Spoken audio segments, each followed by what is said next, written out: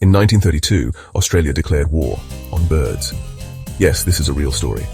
After World War I, Australian farmers were struggling, but then an army of 20,000 emus invaded their fields, destroying crops and causing chaos. So the government sent in the military, armed with machine guns to take down the birds. But the emus had a plan. They outran bullets, zigzagged like pros, and even when they were hit, they just kept running. One soldier compared them to Zulus, but with feathers. After wasting thousands of bullets, the military admitted defeat. The emus won. So yes, Australia lost a war to birds. Should they have tried a different strategy? Let me know in the comments, and follow for more wild history.